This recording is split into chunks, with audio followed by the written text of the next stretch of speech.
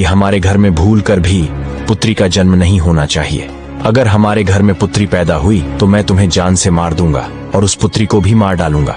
राजा की यह बात सुनकर रानी डर गई। वह जानती थी कि राजा बड़े ही जिद्दी किस्म के हैं। अगर पुत्री का जन्म हो गया तो वह उसे मरवा सकते हैं। इतना कहकर राजा वहाँ से चले गए।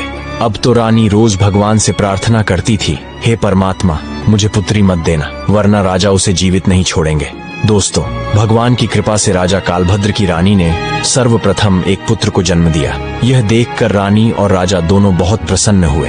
राजा तो इसलिए प्रसन्न हुआ कि पुत्री न हुई, किंतु रानी इसलिए प्रसन्न हुई कि अगर पुत्री होती तो कन्या हत्या का दोष लगता। अब ऐसे ही और कुछ दिन बीतते रहे।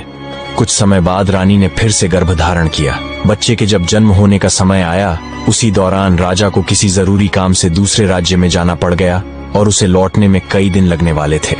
जाने से पहले राजा ने अपनी रानी से कहा था, यदि तुम्हारी गर्भ से बेटी का जन्म हो तो उसे मरवा देना, मैं बेटी की सूरत नहीं देखना चाहता। यह सब कहकर राजा चला गया था, लेकिन इसी दौरान रानी ने एक पुत्री को जन्म दिया।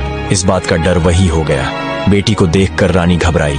सोचने लगी कि राजा के आदेश के अनुसार बेटी की हत्या करनी पड़ेगी। ये निंदनीय काम मैं कैसे करूंगी? मैं एक माँ हूँ और मेरे लिए जितना मेरा पुत्र प्यारा है उतनी ही बेटी प्यारी है। अब तो बेटी को देखकर रानी एकदम से रोने लगी और कहने लगी, हे भगवान, अब मैं क्या करूं? कन्या हत्या का पाप बहुत बड़ा होता है। रानी बहुत बड़े धर्म संकट में फंस चुकी थी।